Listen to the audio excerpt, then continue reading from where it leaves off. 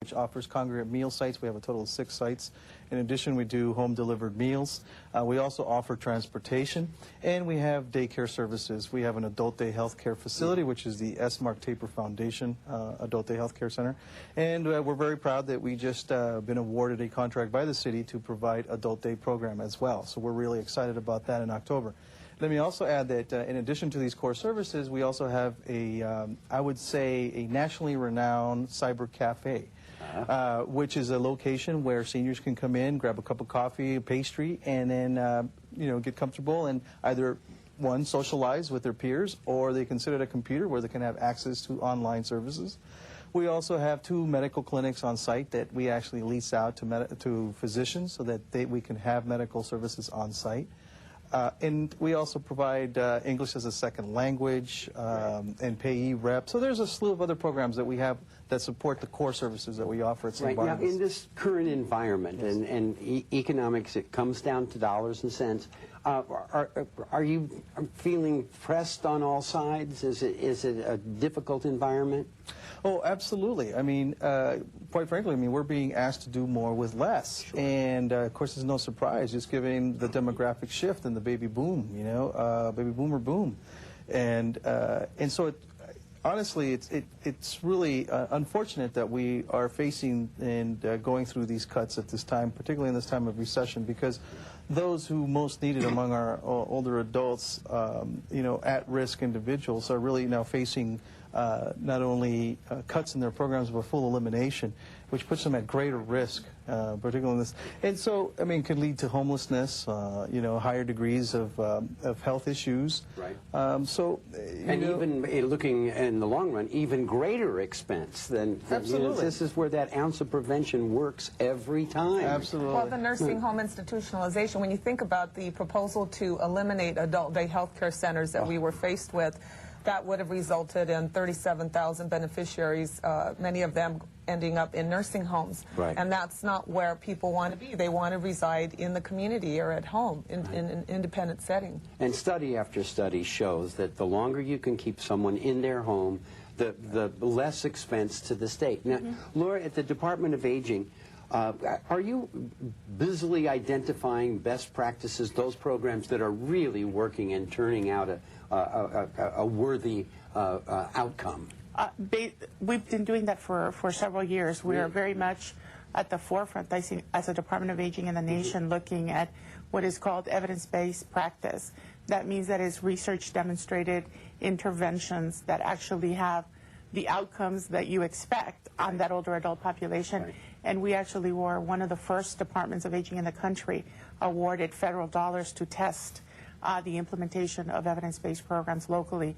And we have now developed, I think, a very good partnership of community-based providers who have engaged with us in implementing those programs in their local multipurpose senior centers and other locations. So we are very proud of the work that we've been doing, because at the end of the day, I think one of the things that those of us who work on behalf of older people have to demonstrate to funders, policymakers, is that what we do matters in the lives of older people, and that we can demonstrate that through metrics, through evaluation components that we've done of our programs, that they are successful, that our money is well spent, right, to get the outcomes that we want to achieve.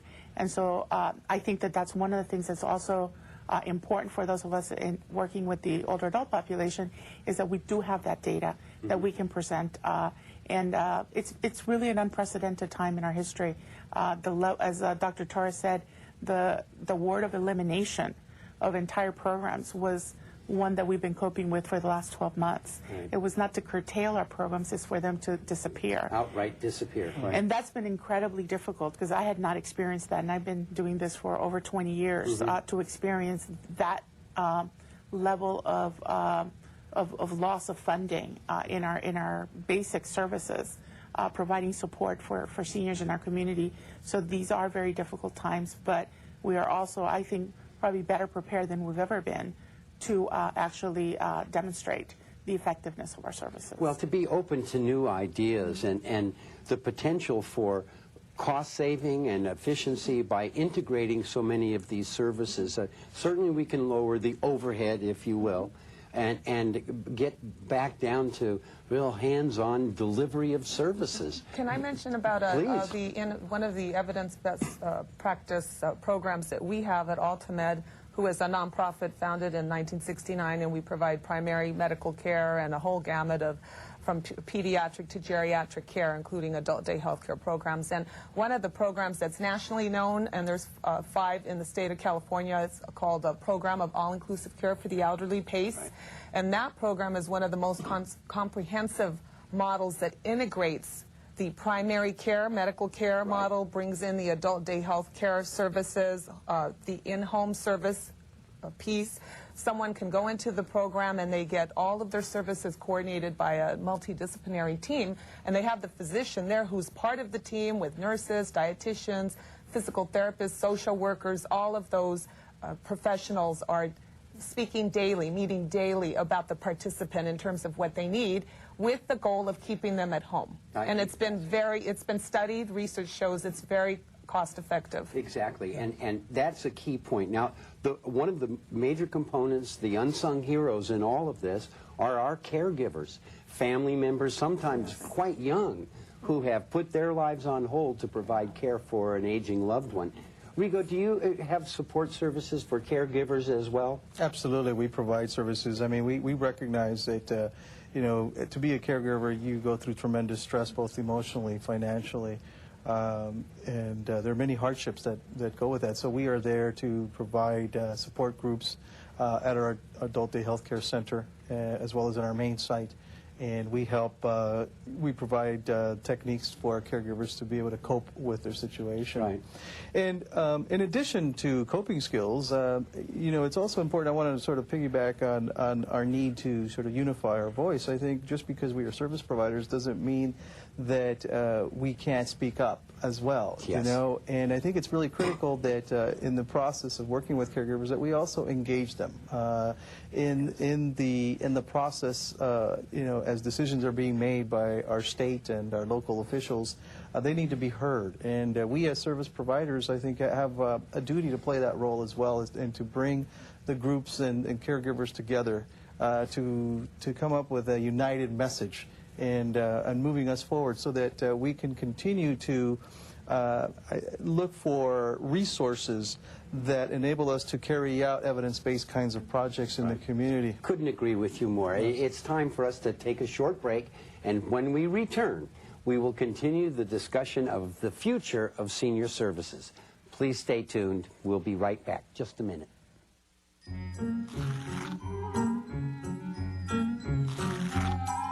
You know, it's that time of year again to clear all that annoying dry brush from around your house. In the event of a fire, dry brush is extremely combustible and can explode. By clearing brush 200 feet from your home, you create a barrier, lessening the likelihood of spreading a fire. I'll still be here when you get back. Get the message. Be prepared.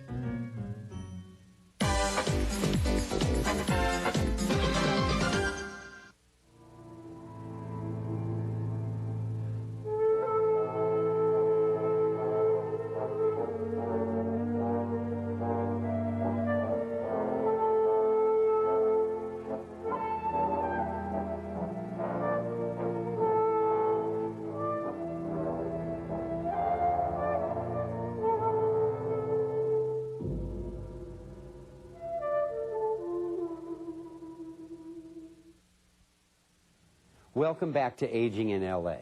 I'm Paul Peterson, and today we are discussing the future of senior services and how we can continue to provide for an ever-growing number of seniors with decreasing resources from our government. Our guests include our good friend Laura Trejo, General Manager of the Los Angeles Department of Aging, Dr. Marie Torres, Senior Vice President of Government Relations at the Altamed Health Services, and Rigo Saborio, Executive Director of St. Barnabas' Senior Services. Laura, back to you. Rigo brought this up before the break. How do we marshal those very people that we serve so they can be a more effective political voice? I think that we have various tools that we can be using. Disseminating information is critical. One of the things that we did recently when the governor released his proposed budget, we actually informed seniors across the entire region. And they showed up, didn't they? And they actually, more than showed up. We had over 27 senior centers in Los Angeles County holding demonstrations outside of their centers where over 3,500 seniors participated in what we were calling a stand-in in front of the centers. We were really pleasantly surprised at the level of willingness of older adults to be engaged in protecting the services that they were utilizing and that they need or that they anticipate needing in the future. Right. Their stories were very, very eloquent and I think very much to the point that this is what keeps them at home and keeps them independent. Right. So we've begun to really look at older adults themselves. We need their voices. Yes. We need their families. And we saw the tremendous outpouring of support.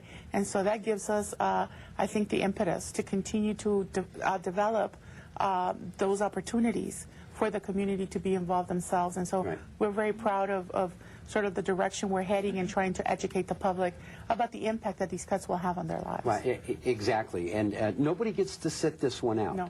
There is no place in our society, top to bottom, no matter where you live, Correct. where you're going to escape the consequences of these kind of budgetary cuts on people we care about. Yes. Who work their whole lives with the expectation, and I think it's a reasonable expectation, of having someone to care for them. Right. We know this. Yes. Paul, can I just mention, because of course we were we had several of our centers do the stand-ins, but Right. we also, one of the techniques that we used with our seniors at our various adult day health care and care management programs is that we mobilized them we would provide transportation and we would just show up to the office of the elected official, no appointments. Okay. No, they loved it. They loved it. We would go in there full force, 8 to 10 at a time maybe, Right. and we would tell our stories. The clients would share their stories. It got very emotional at times for the clients to share their stories because many of them are very sick and frail and have disabilities, and so when the staff would be meeting or the elected official, I mean, they were just overwhelmed to see that people would just be showing up. Every hour, every couple of hours, we had another group go in.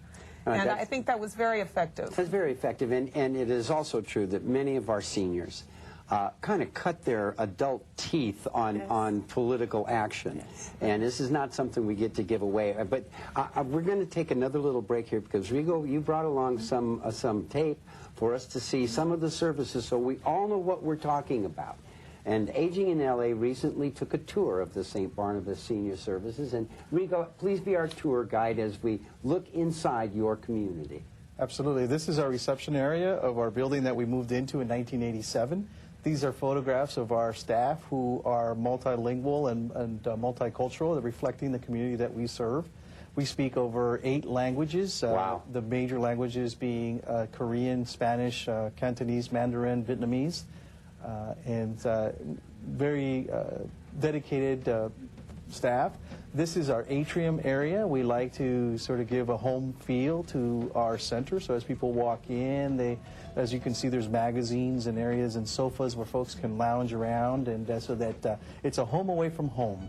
And also there's opportunities for our home theater. We show movies every 3 days or 3 times a week. In addition, this is the Cyber Cafe that I was mentioning to you. As you can see, there are tables there set up so that people can engage. This is one of our nutrition sites at our main building. As I mentioned, there we have 6 nutrition sites, congregate meal sites, and here's one of them at our main building. We serve about 80 meals a day at that location, about over 350 meals per day on all sites combined. Very nutritious meal. Of course, there are standards that we have to meet in terms of the daily requirements and so on and so forth. This is where we prep our meals, and you can see we work also with Title V programs, and we hire the Title V volunteers to work with our nutrition program. Here's the upstairs of our building, and we use this particular area, open space, to provide Tai Chi classes, exercise classes, fall prevention class.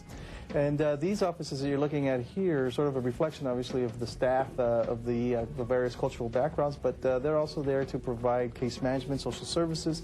Here's the transportation. And here's one of our physicians that leases one of our space that provides medical attention to our clients once a week. And this is a shot here of our S. Mark Taper Foundation Adult Day Healthcare Center. We're very proud of this center. This building was completed in 2003. Again, we have a very diverse service staff speaking many languages on site, again reflective of the population that we serve. And here, as you can see, there's quite a bit of activities. There's occupational therapy, physical therapy. We also have a gardening area in the back as part of the occupational therapy.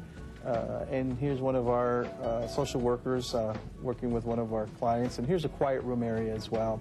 Again, the whole idea here is to try to set it up so that it's a home away from home, that home feeling, so that you don't, the folks there who primarily have a cognitive impairment that we serve in the site, feel that they are at home. Right.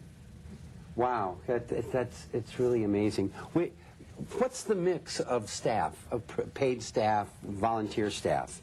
Well, we have about 43 paid staff, and we also then have about an additional 20 volunteers that we have through Title V. And can I assume that there are many volunteer opportunities there? Oh, there absolutely are volunteer opportunities, and in fact, I'm really, again, this is a difficult time to look for additional resources, but we got to get creative, because I'm really looking for someone that I can hire on as full-time to be able to be a volunteer manager. Right. Because there is so many seniors out there who really want to give back to the community, and there are so many needs that we have, particularly in these times where you have less to do more. And I think it's a great time to bring volunteers from the community to come in and help and address the needs of the community you serve. Laura, you know, for many years I have said these intergenerational programs are the ones I favor. The idea that youngsters, even very young youngsters, have a role to play in helping to care for our senior population. Besides the love and wisdom that they're able to acquire, they can do so many things to help an elderly relative or even in a volunteer setting. Absolutely, and many of our centers actually have placement for high school students doing social service hours. Great, and those hours count, right? Absolutely. You see? Yes. Many of them are doing that work at daycares. Others are entire classes. For example, we've been working with elementary schools to write letters for isolated seniors to receive one during the holidays. They write letters or make cards, and we deliver them with a meal during the Christmas holiday. We utilize volunteers, families, entire families who dedicate a part of their Thanksgiving holiday to help us do a home-delivered meal for that day. We're very proud. That's an entirely funded and operated by volunteers. That's fantastic. We also have an incredible volunteer program which is really gaining statewide recognition, where we have a high school that works with a senior center, but primarily these are developmentally disabled young adults who help in the nutrition program at our multipurpose center. And so they're gaining work skills, but the other part they're gaining also tremendous socialization skills. The seniors loved having these young people, really trying to be of help to them, and it just is an incredible sight to see. Well, one of the things, and I'm sure, Marie, you'll agree with me, is to end this isolation. These are not pockets of special needs people. These are our moms and our dads and our aunts and our uncles, and we need to include them. But they're we all grew up with our grandparents around, and so it's very, very comfortable, it's natural, and that's what we need. But I wanted to make a comment on the volunteer aspect of involving youth in some of the settings. Please. Yes, we're up against workforce development, future physicians, nurses, social workers, rehab therapists. That's what we need. I got you. Well, I'm sorry that our time is up for today's edition of Aging in L.A. Important Conversations. Thank you so much to our guest, Laura Trejo, General Manager of the Los Angeles Department of Aging, Dr. Marie Torres, Senior Vice President of Government Relations at Ultimate Health Services, and Rigo Saborio, Executive Director of St. Barnabas' Senior Services. And now, it's time for today's Senior Stat Shots.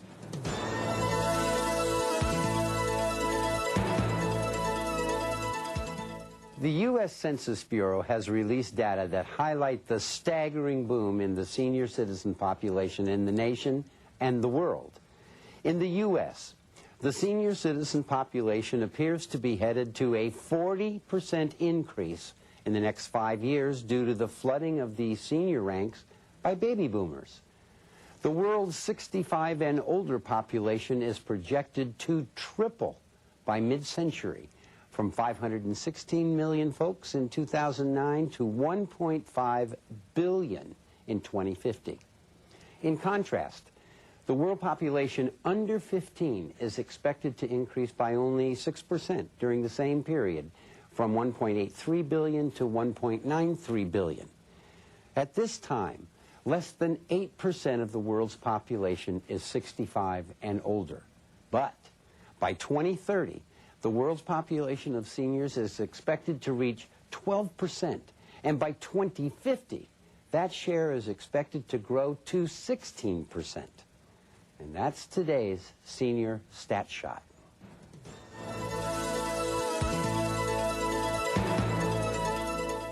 The Los Angeles Department of Aging produces this program with CityView, Channel 35, so that seniors living in Los Angeles and surrounding communities are well informed on the many issues that face them in everyday life, and also to let you know of the many services that the Department of Aging offers our senior citizens. Now, we'd like to hear from you with comments on the program, what you like, what you think can be improved, and your ideas for future programs. Please give us a call. The number's right there on your screen, area code 213-252-4088. That's 213-252-4088. Call us with your comments and ideas. We look forward to hearing from you. I'm Paul Peterson for the Los Angeles Department of Aging, the people here at CityView Channel 35, and all of our guests on Aging in LA.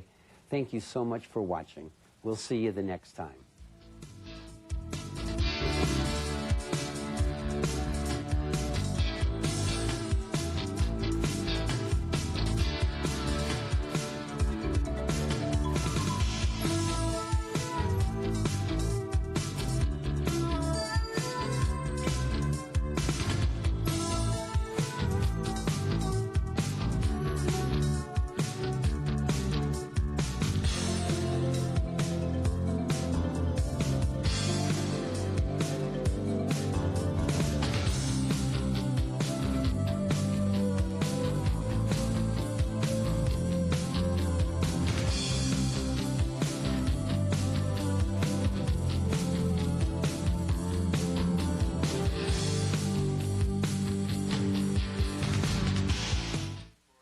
Looking for something fun to kick off your 4th of July weekend? Something the whole family will love? Something that's free? The Port of Los Angeles is hosting the 3rd annual Cars and Stripes Forever celebration at the waterfront Friday, July the 1st. Classic car show, live bands, food, dancing water fountain show, waterfront fireworks show, and much more. Ride the famous red car trolley for free. Cars and Stripes Forever, Friday, July 1st, 5 to 11 p.m. at Harbor Boulevard and the Vincent Thomas Bridge in San Pedro. G'day, Troy McCubbin from North Hollywood. You're watching LA City View, Channel 35, our city, our channel.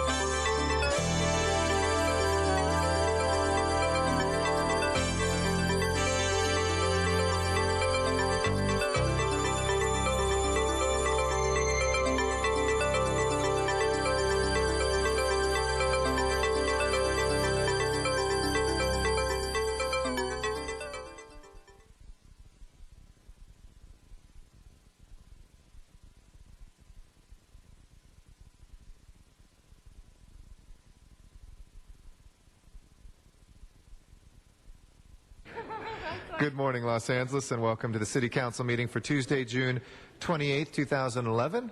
We're here at the second last meeting of this legislative session before we begin a new one on July 1st on Friday. I want to thank those council members who are here on time. It's just after the hour, and council members Cardenas, Koretz, Parks, Perry, Rosendahl, and Zine are all here. That takes us up to 7 members, and we need 10 to constitute a quorum, or 2/3 of our 15-member body. So as soon as we have 10, we will begin the meeting. But let me please remind those council members who are now late to make their way to council chambers as soon as possible. Council members Alarcon, Hahn, Krikorian, Labange, Reyes, and Wesson. Mr. Huizar and Mr. Smith are excused. So with that, I believe Mr. Krikorian is also coming a little bit late, and Ms. Perry is excused to leave today at 11. We meet here every Tuesday, Wednesday, and Friday in the John Ferraro Council Chambers. Once every other month, we're also in our Van Nuys City Council Chambers, and we welcome members of the public who have joined us here today and taken time out of their days to be with us, as well as our viewers on Channel 35, which broadcast these meetings through the city's cable system and rebroadcast them in the evening on each of those meeting days. For your convenience, we're also available live in person in our Van Nuys and San Pedro City Council Chambers, where you can not only watch the City Council meetings live, but testify from there remotely, if that's closer to where you live, to save a little time and traffic and pollution for the city. We also are available through the city's website at lacity.org. On the left-hand side, you can click on the links and catch live streaming webcasts of our council meetings and archive footage of all of our past council meetings as well. Finally, if you're not close to City Hall, San Pedro, Van Nuys, a computer, or your cable-equipped television, you can always call in on your telephone and listen to council through a council phone, which is a service of the city, to listen into any of the committee meetings or the full council meeting. That number is 213-621-CITY. With Mr. Reyes' arrival, we do have a quorum. If we can please call the roll. Alarcon, Cardenas, Hahn, Huizar, Koretz, Krikorian, Labange, Parks, Perry, Reyes, Rosendahl, Smith, Wesson, Zine, Garcetti. 10 members present and a quorum, Mr. President. Okay, at the outset, folks, we're going to send everything forthwith today, since this is the second last meeting of our fiscal year as well. So without objection, we'll send all items forthwith today. If we can run through the business of today. First order of business. Approval of the minutes. Mr. Labange moves and Mr. Cardenas seconds. Without objection, those will be approved. Commendatory resolutions. All right, Mrs. Perry moves that, and Mr. Parks seconds. Without objection, those will be approved as well. Next, if we can run through the agenda. Colleagues, if you please turn your attention to the agenda that is before us. We have a 60-item agenda today, very packed. If there's any items you wish to call special, now is going to be the time. If we can take up the first items, please. Excuse me, Mr. President. Today is Tuesday.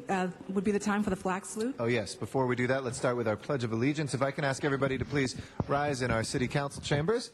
And Mr. Parks, if you'd be kind enough to lead us in the Pledge of Allegiance. Thank you, Mr. President. Would all ask you to rise, face the flag, place your right hand over your heart. I pledge allegiance to the flag of the United States of America and to the republic for which it stands, one nation, under God, indivisible, with liberty and justice for all.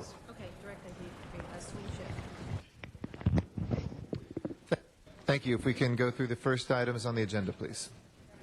Items 1 through 17 are Department of Building and Safety liens notes for public hearing. The department reports that item 10 may be received and filed as much as liens have been paid. Also, there's a correction for item number 17. The amount should be $1,976.53. There are also cards on item 1, 2, and 14. Okay, we'll call those special for cards from the public and close the public hearings on the remainder. Number 10, I believe, also is mentioned as receive and file. Yes. So we'll move that. Any specials, colleagues, 3 through 17? Seeing none from council members, we'll go ahead and take up the balance. Please open the roll, close the roll, and tabulate the vote. 11 ayes. Okay, those are approved. Next items, please. 16.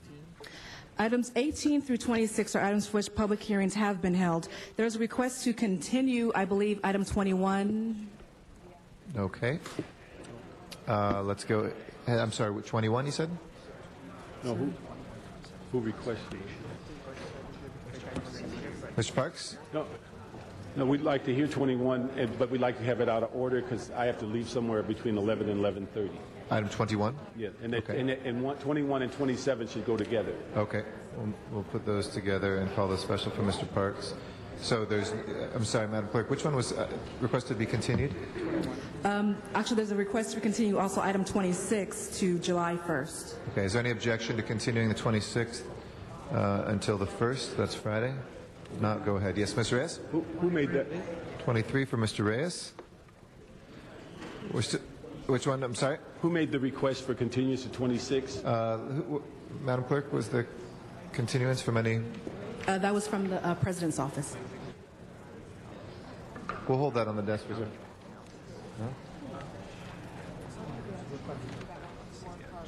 Okay. I think the only reason for our ask a continuance is there are 60 items on the agenda today, and we know it's a longer conversation, so we thought we'd put it off for a couple days. All right. That objection, we'll continue that. We are still awaiting Mr. Alacon, who is late. If he'll please make his way down to chambers as soon as possible so we can have 12 members for the ordinances. In the meantime, let's hold 18 and 19 until we have 12 members. That leaves us with 20, 22, 24, and 25. If we can please open the roll, close the roll, and tabulate the vote. 11 ayes. Okay, those are approved. Next item, please. Yes. Items 27. Everything's going to be forthwith today. Go. Items 27 through 56 are items for which public hearings have not been held. 10 votes are required for consideration. For item number 30, no council action is required inasmuch as the agenda description is incorrect and will be on the special agenda for tomorrow's council meeting. Okay. Do we have any cards on any of these items? Yes, there are cards on items 29, 30, 32, 34, 38, and 41.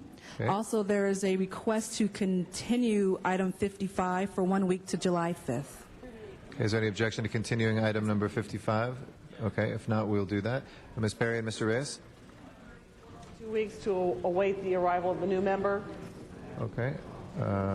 Item 34. Let's go ahead and, without objection, we'll continue that till July 8th. Mr. Reyes? 35 for amending motion. Okay. You have one circulated, or you want like to hold it? It's a technical. Okay, why don't you go ahead and read that into the record? Want to do that now? Yeah, please. Okay, the authorize CRA to execute the appropriate grant application for funding under the statewide parks program for the Oscar Romero Monument in Westlake. Okay. Yes, Mr. Labange?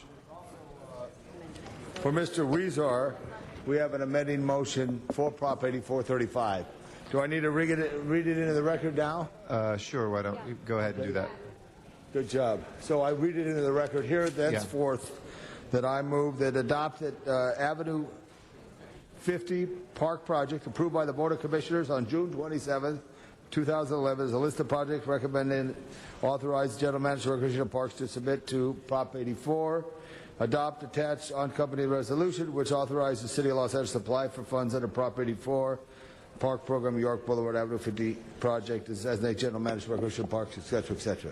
Thank you. We will submit that to the clerk. So we'll make sure both of those are amended into the Prop 84 applications. On this item, Mr. Gardner, sir?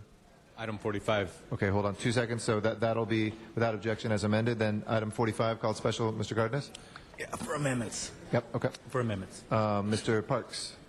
D2 special, and we have officers and family on that reward motion. We can have that out of order. Okay, that's item 52 is the reward 52. motion? Okay. Call that special, and we'll take that out of order without objection as well. Yes, Mr. Labange? 48 in order correction for the consolidated plan. Okay, we'll call that special for Mr. Labange. Anything else?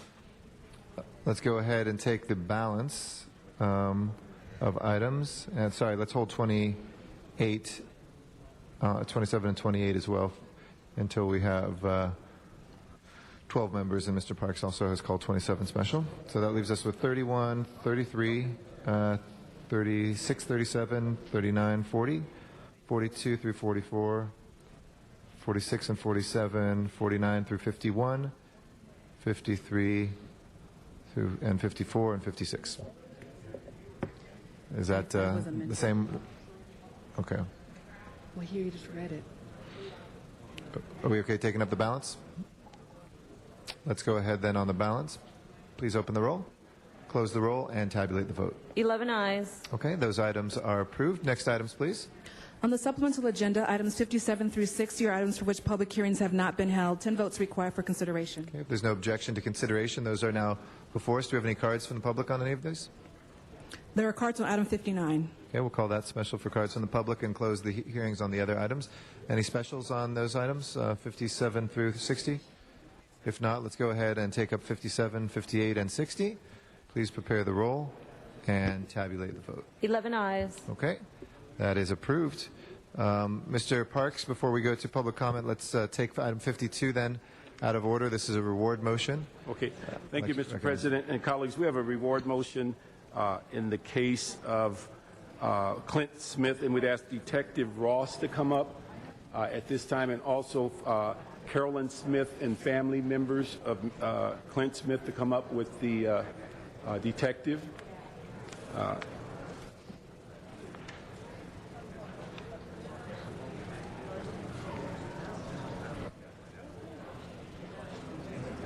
Colleagues, we have a homicide that occurred in 2010. The detective will give us an overview of the circumstances, and Ms. Carolyn Smith, the mother of the victim, will make some comments as to requesting a personal plea to the public for assistance.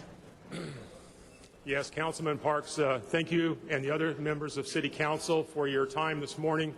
My name is Detective Ross. I'm assigned to Criminal Gang Homicide Division from the Los Angeles Police Department. Last year, on the 13th of May at approximately 6:20 p.m., Clint Smith was standing in front of 6309 Bryanhurst Avenue. An unknown assailant approached him in a vehicle and fired numerous rounds. Some of those rounds struck Mr. Smith, and he ultimately was pronounced dead at scene. This murder happened in broad daylight. It happened in front of numerous witnesses. We're hoping that because no witness has come forth yet to assist with the investigation, that by offering a monetary reward, this will encourage those who saw and those who know what happened to come forth and help us with the case. At this time, I'd like to introduce the victim's mother. Her name is Carolyn Sample. What else will say? Whatever you want to say. Speak from your heart. Okay, hopefully we can find out who killed my son. And he took my son and took somebody's daddy, the baby. She didn't want to come up because she's scared, but I hope that I could be all right so I can be rested as soon as they catch him because he's walking around free.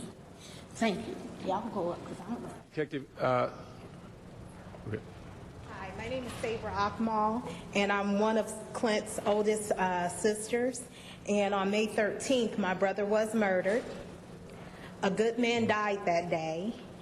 A father, a brother, a son, an uncle, a cousin. He was really loved. The person that murdered my brother is still out there free, and he needs to pay for what he did. My family is in mourning. We continue to be. It's only been a year. We continue to hurt. We continue to feel his absence, although his memory, although his child is here, his legacy is still left behind. We are still hurting. With this reward money, it may bring someone forward. It may not, but we hope that it will, because it is a lot of money to those people that are in the community that may be hurting for financial reason, or maybe they might just come forward because it's the right thing to do. But here today, with my family present, we ask that you guys help us so that more information can be brought to light and the person that murdered my brother can be brought to justice. Thank you. Thank you. Detective, can you give us and the public your contact number? Yes. My work telephone number is area code 213-485-1385. And again, that's Criminal Gang Homicide Division, and I'm out of 77th Division area. Thank you. Colleagues, ask for an aye vote. This incident occurred on May 13, 2010. in the area of 6309 Bryanhurst, and the victim is Clint Smith, and we're asking for a $50,000 reward. Thank you very much, and thank you to the family and the detective for your presence here. Let's go ahead and take a vote on this item. Please open the roll, close the roll, and tabulate the vote. 11 ayes. That is approved, and we'll get that out on the street right away. All items are going forthwith today, so again, thank you, Mr. Parks. We can now go to our general public comment. We will then take up items that were called special. Our first speaker is in the San Fernando Valley. It's Donna Pearman in Van Nuys. A very good morning to you, Donna.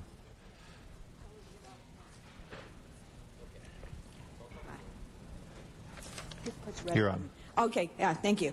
Anyway, I wanted to tell you, so many of the unions wanted to pay for the 4% retiree health care.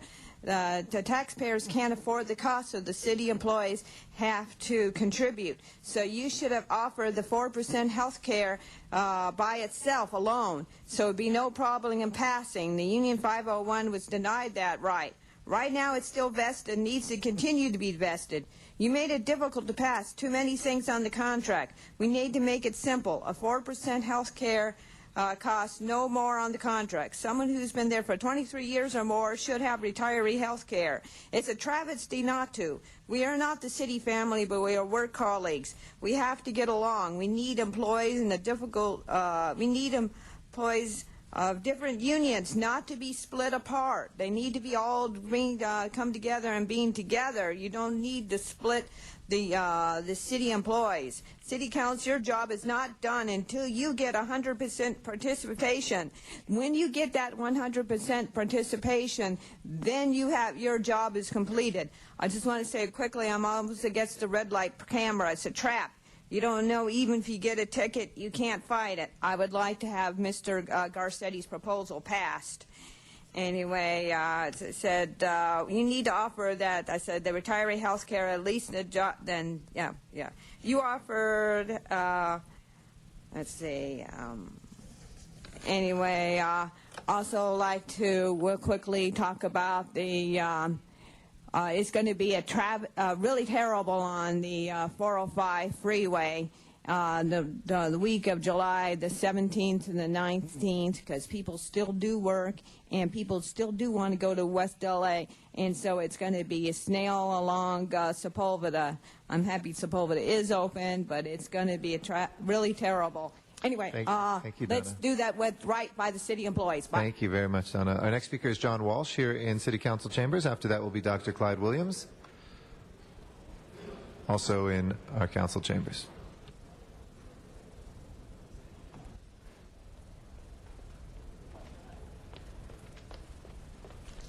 John Walsh, HollywoodHighlands.org. Come to our website. Today is a great day. The governor of the state of California is ending the CRA. He's signing the trailer bill. There's a deal on the budget. It is abolished. AB 26. AB 27 allows cities. It's known as the Reanimator Bill. It allows cities to reanimate the CRA, what we're calling zombie CRAs all over the state of California. If they do that, and if you do that, you have to pay the state immediately out of CRA $70 million. We're asking you not to do it, but you know what? I would much rather my enemy being dead and a zombie than alive in a multi-billion-dollar agency. The first CRA meeting I went to was 1971, 40 years ago. We vowed at that time to kill the CRA. You were all in favor of the CRA. That was in Berkeley. You didn't even have a CRA down here to speak of in those days. Devil's Flight. Railway danger should have been caught sooner, say officials. The blood of the concentration camp victim who survived the Holocaust and died as a tourist in downtown L.A. on Devil's Flight. And again, PUC, the state saved us. The state came in, and the state has closed down Angel's Flight. We are going to win. Mervyn Peake, another one of the mayor's stooges, he's taken lead. He's gone. And I want you to know, when the Dodgers filed bankruptcy, part of their liability was $200,000 they owe the city of Los Angeles. They'll never get it. HollywoodHighlands.org. Thank you, Mr. Walsh. Dr. Clyde Williams is our next speaker. After that will be Ankur Patel in Van Nuys. Good morning, sir. Dr. Clyde Williams, El Sereno, also a DWP liaison for the LA 32 Neighborhood Council. DWP is going to give us another rate session, collaboration, community collaboration as they call it. However, what is it for? To get ahead of the ratepayers advocate, which will be heard tomorrow. But here's one of the issues that came up in one of the meetings. The DWP portion of our 2-month utility bill is oftentimes only 1/2 or 1/3 of the total bill. Where's the rest of the bill? The rest of the bill is for the Department of Public Works, Sanitation and Sewerage. My bill, 1/3 is for water and power, 2/3 is for Department of Public Works.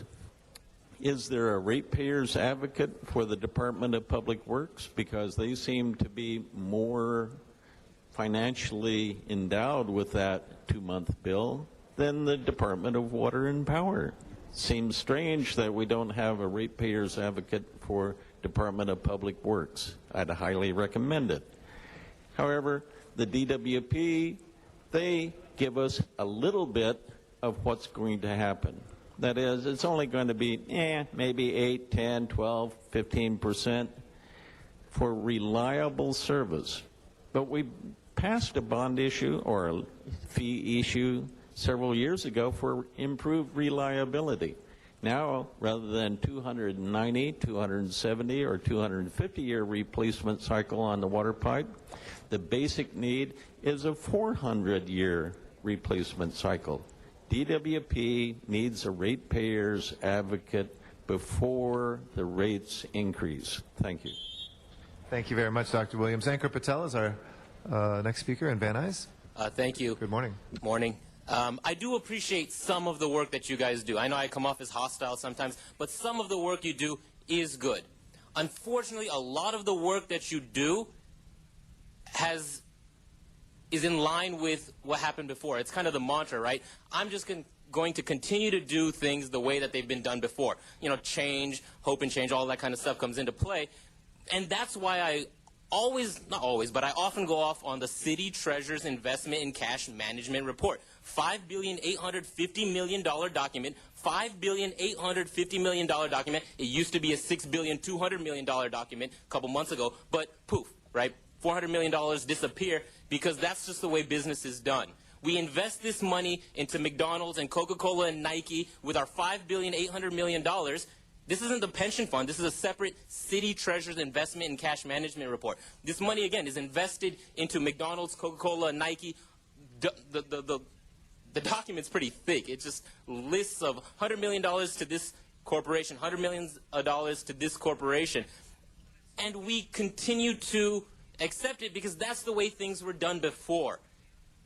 That's how they've always been done. We just invest our money. And the reason why I continue to bring this up is not only this is obviously a lot of money that is not being invested in what I feel it should be, but it has a lot to do with our political dialogue in general, right? Inflation. I go off on inflation all the time because it's a bogus term. Inflation is now determined by the Consumer Price Index. This year, the United States exported more food than in its entire history, yearly. Why are we exporting so much food? To keep our price of food low. I mean, if I had more time, I would go into that. But we export so much food in order to keep our prices low and keep other countries at bay because that's the way things have been done. Thank you. Yoonji Kim is our next speaker here in Council Chambers.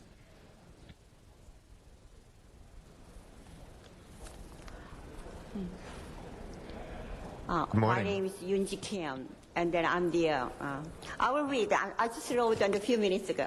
Okay. So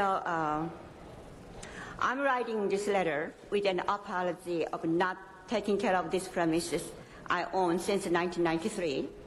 I'm also owner of the property across the street 10225 Hillhaven Avenue apartment building, 27 units. And then I am the director of Garden of Eden Nonprofit Counseling Center at the 10224 Hillhaven Avenue, Tahanga, which I came here for the hearing about. I had been busy with the court in the last 6 months and other apartment-related matters. So I've ignored this property since Officer Style, Building and Safety, and Inspector Officer Russell Schooner, I talked to him this morning, advised me last year to go someplace to stop unnecessary hearing and payment, especially Inspector Schooner gave pictures of the property already cleaned up completely to me. Please hurry to take it because he reported already. So also I had been thankful for Officer Stiles gave me extensions a couple of times. So last portion I just a little misunderstood, but everything was taken care of timely. He has been an excellent supervisor with hearts. Some officers penalizing people attitude. He didn't. He has a very good, advice. He gave me very good advice. So this is I don't have to pay any single penny because only I ignored, to come. So I'm sorry. This one, my attitude made the city work tremendously, a lot of job. Thank you, ma'am. Yeah. So okay. If you would like to wait, we'll see if we can get somebody from Council District 2, I think where you live, your council member, to come speak with you in just a moment. So just if you sit down, we'll have somebody come talk to you. Okay. Thank you very much. Stan Mohammed is our next speaker. Is Stan Mohammed?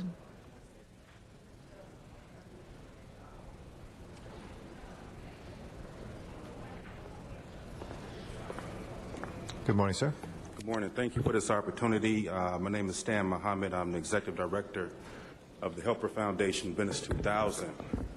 I wanted to come before the City Council this morning to basically share my opinion, to be honest.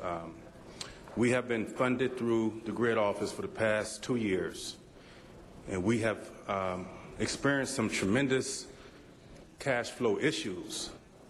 And as a result of that, we've been asked to partner up with Public Health Foundation and become a subcontractor to that particular agency. My concern is, prior to coming into this arrangement with the city and with the GRID office, we didn't have these issues dealing with cash flow and being able to pay our staff. Now the recommendation is for Venice 2000 to become employees, meaning myself, my partner, and all of our employees become employees of the Public Health Foundation enterprise. I would like for the City Council to weigh in on this matter because my recommendation as an Executive Director is that we stay as a vendor for the City of Los Angeles and that we have better oversight through City Council in terms of what the GRID office is recommending. Thank you for your time, and thank you for allowing me to speak. Thank you, Mr. Mohammed. Appreciate your testimony today. That'll close our general public comment for today. We'll go to the item. Sorry, we have item 19, I believe, is an ordinance, but it's a second reading that only requires 10 members. So let's go ahead and take a vote on item number 19. Please open the roll, close the roll, and tabulate the vote. 11 ayes. All right, that is approved. Let's go to the first item called special, please. I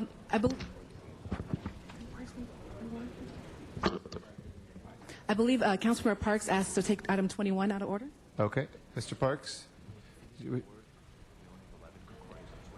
Okay, if we want to take up item 21 and 27 together, is that correct, Mr. Parks? And then we'll come to other items called special. Yes. Can we have the CAO and Office of Finance staff and the city treasurer come up at this time? Colleagues, what we are confronted with today is, as part of the budget in which the council approved, there is a operational plan that was promised to bring back to you as to how we're going to merge Office of the Treasurer and Office of Finance so that it is something in which will be dealt with minimal impairing or impacting their service. And so we're going to ask Ms. Cristobal to give us an overview of this report and some of the highlights to advise the council on how you intend to merge this operation. Okay, thank you, sir. Antoinette Cristobal, Office of Finance. We met, I have a working group which consisted of representatives from the mayor's office, the CAO's office, the city treasurer's office, as well as the city attorney's office to discuss the proposed organization. And what we did was we took a look at the current status of makeup of the treasurer's office as well as the Office of Finance. And so what we are proposing is to, first starting with the executive management group, to have the assistant treasurer have the assistant treasurer become the assistant director of finance, but also act as the assistant treasurer when the director of finance is away from the office to perform the treasury responsibilities. So what we've done, we've moved the assistant treasurer as a new assistant director of finance. The chief investment officer, which currently reports to the interim treasurer, will now report to the director of finance, who will also be serving as the treasurer. We have created a new division, accounting division, whereby we took the general accounting functions of both the Office of Finance and the Treasurer's Office and consolidated that into a unit, an accounting unit, general accounting unit. We took the Treasury accounting unit, which currently reports through the Assistant Treasurer, and moved that under the accounting division.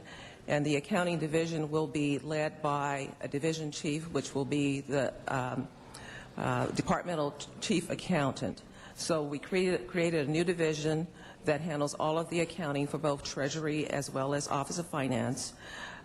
We've taken the administrative division, which really had admin responsibilities in both Treasury and Finance for budgeting, for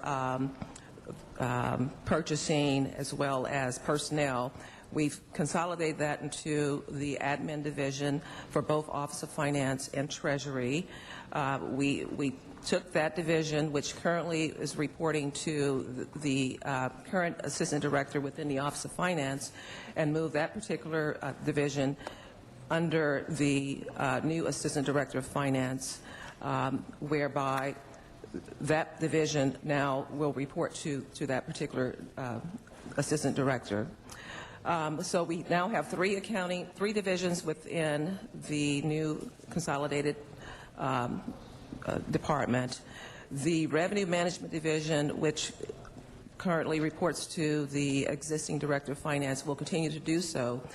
But because we have moved the admin division functions from the current assistant director of finance, that assistant director of finance will now be able to spend more time on debt management, dealing with issues related to delinquent debt, whereby the revenue management division will report to that individual. The systems division, we took the system functions for both Treasury and Finance and consolidated that into one division, which will be reporting to the Director of System as a division head. And the tax and permit division will remain unchanged. That division head will continue to report to the current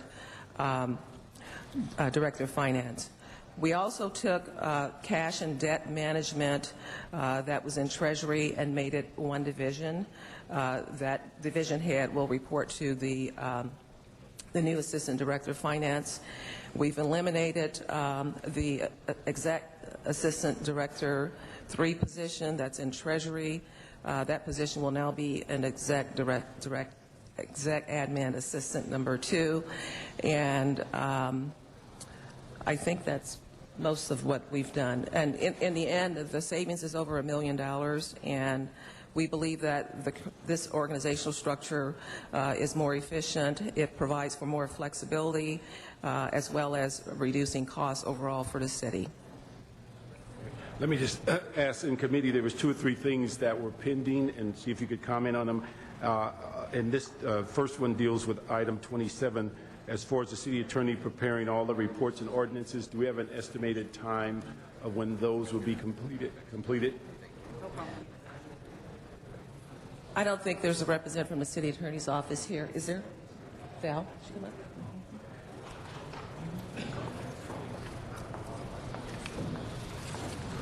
Okay. All right.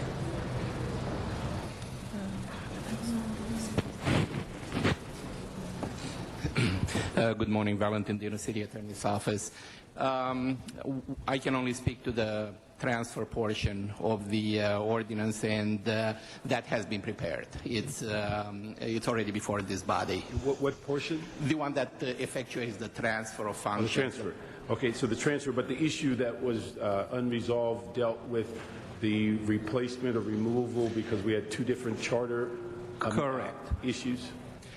Charter Section 508E provides two different methods for removing, one for removing the treasurer, one for removing the director of finance, and both of them being in the charter, it will require a charter amendment, which will require a ballot measure probably at the next regularly scheduled election. Okay, how does the current general manager operate, or how do we operate in that interim?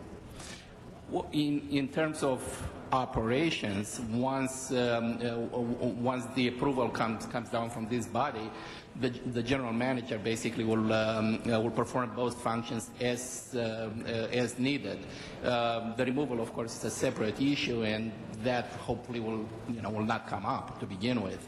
If it does, then the separate portions of the charter need to be followed depending on the function that is to be removed. When you mentioned that the ordinance for the transfer has been complete, is that before us today, or it is?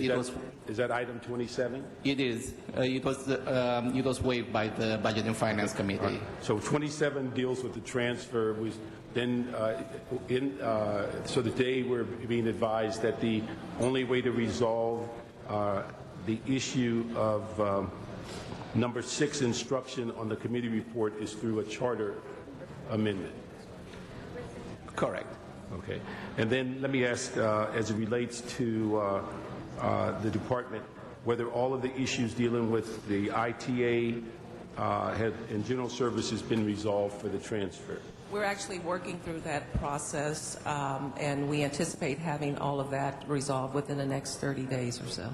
Okay. And then on one thing, colleagues, there's amending motion that's coming around that basically addresses item or instruction 10. We're going to be asking for resolution authority to maintain that executive assistant 2 position until there's some personnel issues resolved in this transition. And also we're going to ask that the item 10 be moved back to committee so that we can resolve that and bring it back once that's been flushed out.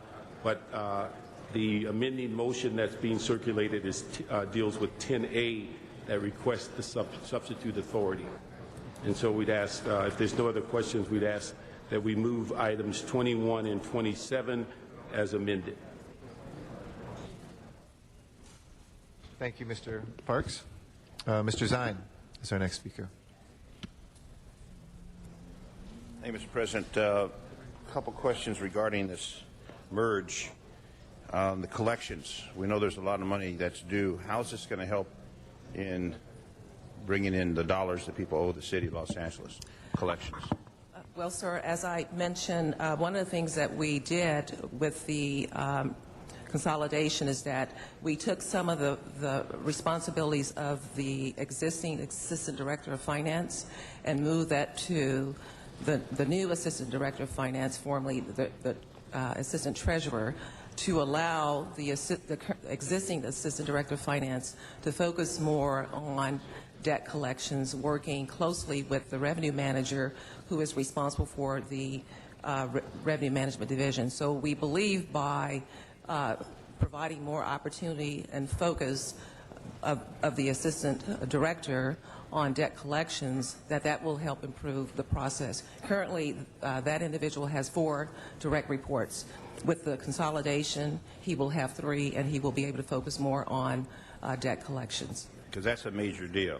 How much is owed the city at this time? I'm sorry? How much is owed the city at this time, outstanding debt to the city? Well, I think that is something that I have discussed previously, whereby it is not known exactly how much. We have asked departments to come forward and provide us with the information. We know that at least 2 departments have debt that really isn't collectible, nor... No, I'm not asking that. How much, if we were to estimate, how much is owed the city of Los Angeles from all the departments, people that have city services, one sort or the other, and they owe the city dollars? Are we talking $1 million, $1 billion, $1 trillion? How much are we talking? I would say it's hundreds of millions. Hundreds of millions of dollars. That's outstanding, which obviously would help the city run a lot smoother and provide the services. The next question is, on this consolidation, is this going to cost us more money, or is this going to save us money, the city, as we have this consolidation? Is it going to cost, or is it going to save money? No, it will actually save money. I think it's over $1 million at savings with the consolidation, because what we've done, we've consolidated some of the functions that were in separate departments, finance and treasury. So it will actually save over $1 million ongoing savings, as well as improve the efficiency of the operations of both treasury and finance. And as far as personnel, both departments had personnel on this consolidation. Yeah. What are we going to do with all the personnel? We've consolidated the personnel functions, so now it's all within one department, and we've actually, there's one position that is being eliminated, but we've taken on the additional responsibility within finance with the staff that we currently have. So that's part of the overall savings, the $1 million savings that I had previously mentioned. So this move is going to save the taxpayers money, make us more efficient, and hopefully increase our collections. That is correct. Okay, great. Thank you. Mr. Reyes. When we first thank you for all your hard work. I know we're trying to not only change structure, but also addressing the culture of how we behave as employees and integrating different departments. But one issue I wanted to ask about would be the technology. As we go through information systems, as we look at issues of how we recognize accounts and how they merge, was that part of your discussion of today? Absolutely, sir. As a matter of fact, in the report itself, the Director of Systems that is currently within the Office of Finance will be responsible for both Treasury and Finance systems. And what we have asked the Director of Systems is to prepare a 5-year plan, technology plan, because we believe that that is necessary. We do believe that there are efficiencies that can be gained through the consolidated process. I've asked the Director of Systems to work closely with his system staff on both Treasury and Finance to identify ways to improve the effectiveness of the technology, as well as provide more efficiency within the department overall. So do we have an idea from ITA the cost to change those systems? So I know ITA keeps getting cut, like all the other departments, and there's so much ITA can do. Now we're talking about a whole revamping and assessment and the whole reconfiguration of how information flows. Does ITA they had the benefit of understanding what it means to their workload and addressing that cost? Well, presently we work very closely with ITA, particularly on the LA tax and permits system. We meet quarterly to discuss the needs of the department. I would envision in the development of this 5-year technology plan that we will be working closely with ITA and their staff to identify. But I guess the question is, have they given you a ballpark figure of cost? We haven't gotten to that yet, as of yet, sir. What we wanted to do is to get both systems within Treasury and Finance systems consolidated within Finance, and then to begin the discussions working with ITA on a technology plan to identify what the cost would be and what the benefits would be over time with the new plan. I don't mean to be curt, but I'm running out of time. Is that right? Yes. I've sat in public safety. I've seen us spend millions of dollars in new systems for communication, enhanced communication. this is a pretty big scale venture, and so perhaps we should get to that figure as soon as possible to really understand the offsetting cost measures of this process. I'm not saying I'm against it or for it. I'm just saying we should make informed decisions. If ITA knew what is the scale and the cost of that reconfiguration. And then my last point is, do you feel in your discussion that we can start moving in a direction where we can be proactive in creating revenue for the city? In other words, we have been in a place where we've been stewards of maintaining systems and processing systems, but are we now in a direction with skill sets needed to expand the general revenue pie, if you will? Yes, sir. I mean, that's always been a priority of the Office of Finance. Since the department has been in existence for 10 years, we've generated over $1 billion in additional general fund revenue for the city. Of course, we will work closely on the Treasury side to improve interest earnings collections there as well. So it is something that's always been a priority, and we will continue to do so. And I would hope we could inject the skill sets that deals with our assets, our real estate, our land use, in terms of building, leveraging potential for new capital for our revenue stream. I'm hoping we can start embracing that whole field of work. And it's a little bit out of the caveat that you have spoken to, but I think it's an area that we need to address, since I think we've been neglectful in the past decades in how we look at our sense of asset building given this municipal corporation. Yes. I appreciate that very much. Thank you, Mr. Reyes. Mr. Labange. Thank you. Good morning. Good morning. Do we compare we've combined these departments now like it previously been, correct? That's what we have right here? I'm sorry, I didn't hear you. We've combined the two departments, Treasurer and Finance? Yes, that is the intent, sir. And what's the official title? It will be the Office of Finance. Under the existing charter, the Office of the Treasurer, or Treasury Operations, was always part of the Office of Finance. Right. That was split back in, I think, 2003-04, and now we're moving it back within the Office of Finance. And does anybody walk the streets of Los Angeles anymore and make sure people have a business license? I remember in my career I used to see, I guess, tax inspectors.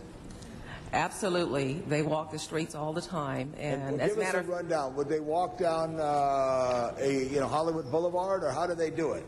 Well, we have two revenue enhancement units, one that concentrates in the Valley and the other that concentrates in the Hollywood, Central, and San Pedro area. Right. They actually do sweeps where they have a listing of the businesses who are registered, who have paid. Do they have it in an iPad or? Well, we can't afford iPads, but they do but we use should. laptops. We should go out. We should. I'm just saying. Here's the They thing. use We're laptops. big business. Yes. We're $8 billion or whatever we are, and I'm just saying the technology should help. Right. And I always like when you walk into business and you see the little seal that this business has a tax. So I hope in 2011, 2012 we can look at that, and I'll pledge to help you find a way, because I think it's important. Technology is our key in so many ways. So. Yes, I do agree, and I would certainly appreciate any support in getting, I think iPads are much better than the laptops. They're very heavy for my staff, but they use those. Exactly. So we want to work with you, if it's okay on that, and look at a street like Lankershim and walk out, see what kind of technology that you could use. I just got a complaint from Western Studio Service about their charges, including charges on 6-year-old computers that are not worth anything, they were saying. Some of these things are technical. I want to be a fine city, but a fair city first on this.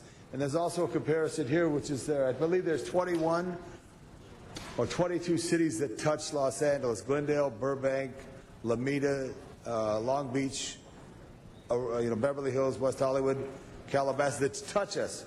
And the issue of our business tax, which I know is important for us, how much total business tax does Los Angeles take in? Last year we took in $424 million, and we're anticipating about $418 million this fiscal year. Right.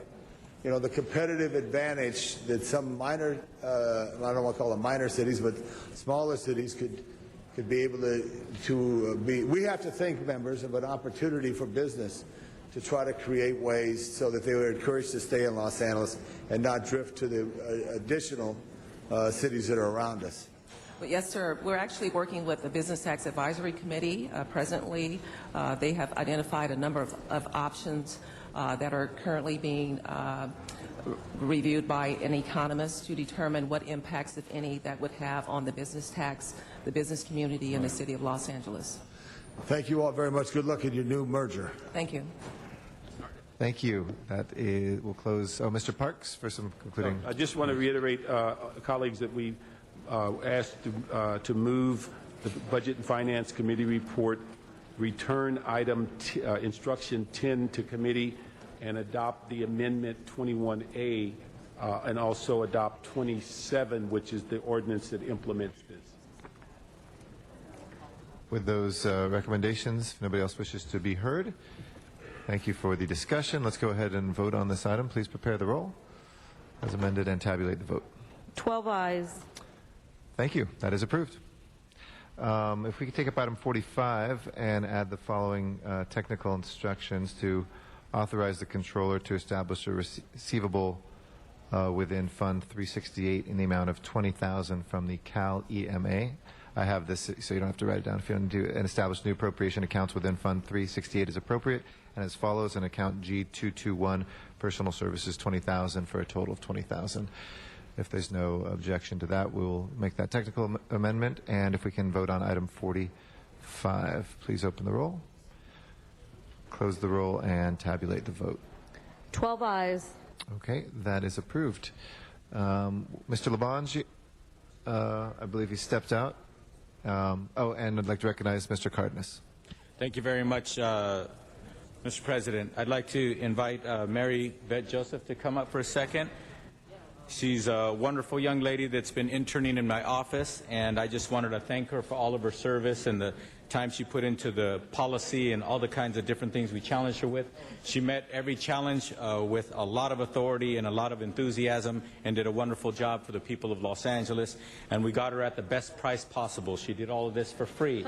But what I can offer you is this beautiful resolution, and thank you so much for your service to the city of Los Angeles. And also, she's a senior in political science at Cal State Northridge in the San Fernando Valley, and also what she aspires to do is work on Capitol Hill. And you never know who you met here in the city council who might be in the Capitol Hill and might offer you a job later on. Thank you very much for all your service. Thank you, Mary. Okay. That was not a shameless plug. I was talking about Janice Hahn. No, of course. Okay? Yeah, no. Janice Hahn, I was referring to Janice Hahn. That's what I understood it to be. Don't worry.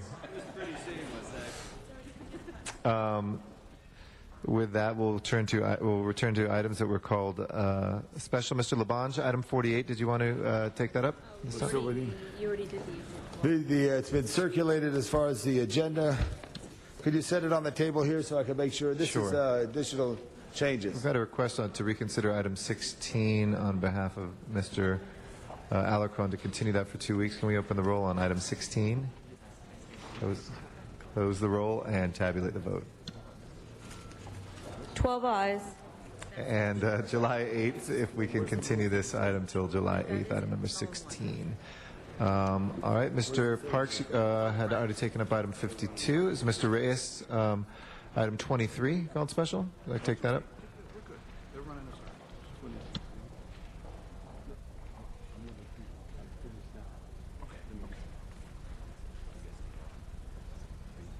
Yes, colleagues. Thank you, Councilmember.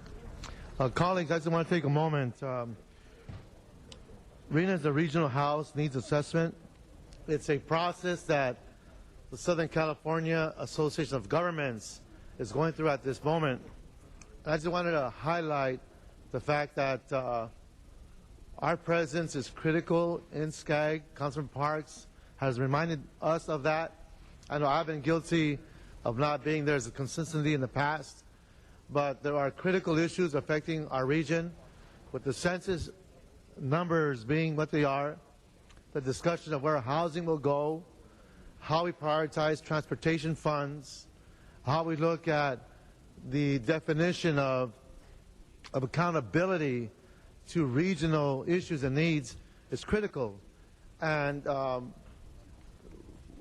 if our presence was felt in our respective committees, I think there'd be a different direction in how that dialogue could evolve given these critical issues when it comes to accountability and land use, as well as transportation, education, funding.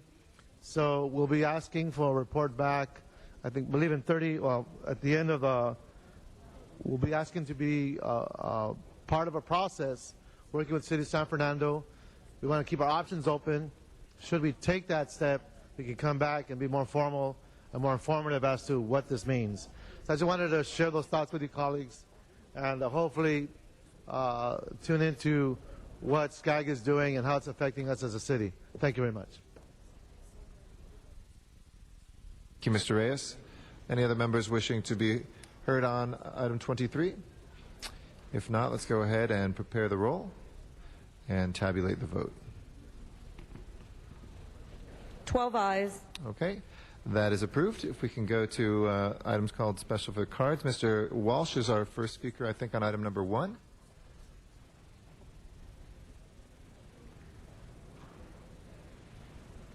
If we can put number 1 on the board. This is for the lien in Council District 7.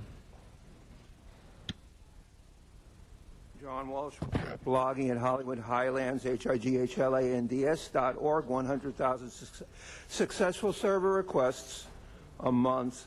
You know, I signed up, I handed in 2 cards for 27, didn't get called. Now I've been told you have to hand in 3 cards with the number to be called. Item number 1, and also Hollywood Dems, DEMS, at gmail.com. That's a .com. That's for email. And Mickey Jackson, M-I-K-I, Jackson, for Facebook. Item 1, this is the cost of barricading of all offices, openings, and the cleaning and fencing of the lot.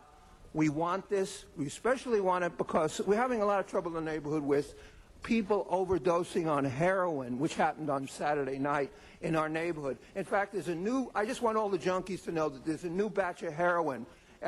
Just the other day, someone died on Broadway, stagehand at How to Succeed in Business in the theater. HollywoodHighlands.org. Watch out for the bad heroin.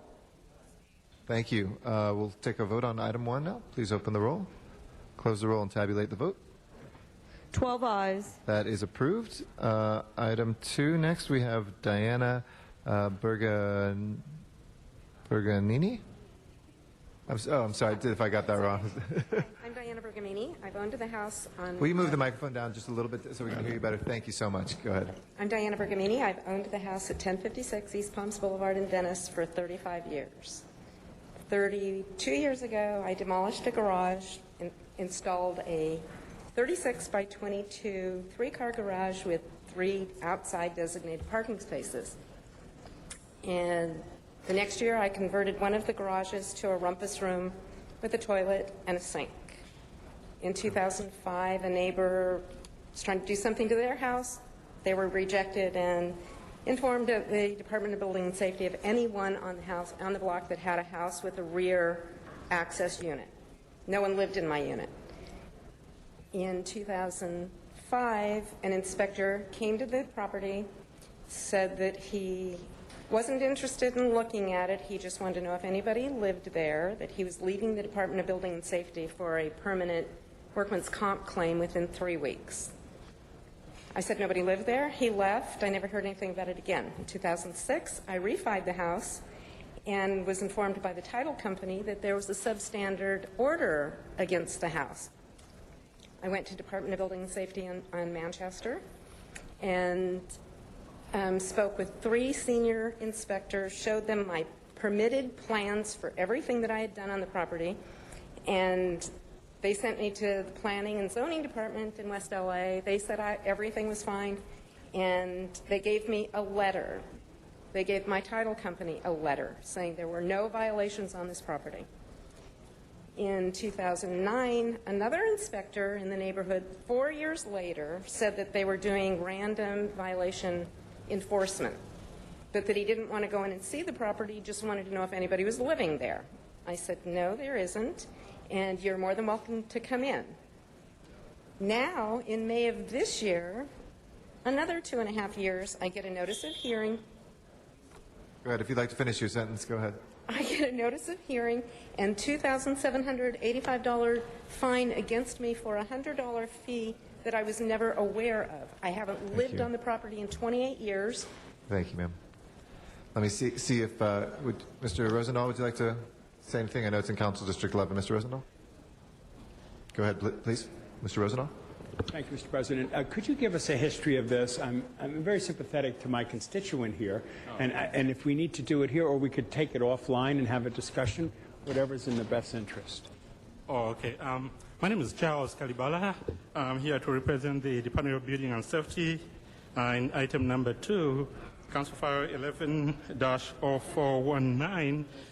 This Council file is in relation to a lien the Department of Building and Safety is proposing to be confirmed against property address 1056 East Palms Boulevard. This lien is to recover inspection charges plus appropriate fees and fines for failure by the property owner, Mrs. Diane Begamini, for violations of the Los Angeles Municipal Code, first of all, and also for failure to pay the inspection charges that were assessed against the property.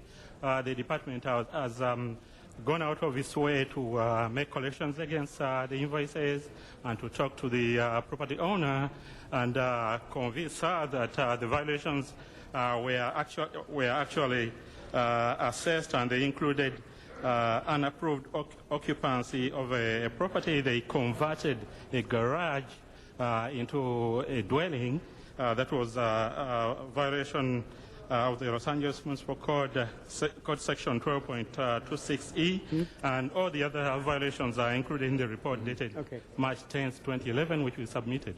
Mr. President, excuse me, colleagues, too, on this. Is there a time certain on this, or can we continue this for a week so we can have a discussion? Yes, we can continue with this. Okay. I'd like to continue this item for a week, Mr. President. That would continue till next week, which is July 5th. Great. Thank you very Without much. objection, we'll continue that, and we can have Mr. Rosendahl's office consult. Thank you very much to our staff from Building and Safety. We have 18 and 28. If we can take those ordinances up, we're holding those on the desk for 12 people. And please open the roll on those two. Close the roll and tabulate the vote. 12 ayes. That is approved. And Dr. Williams, if you'd like to come forward on item 29, we'll take up that ordinance as well.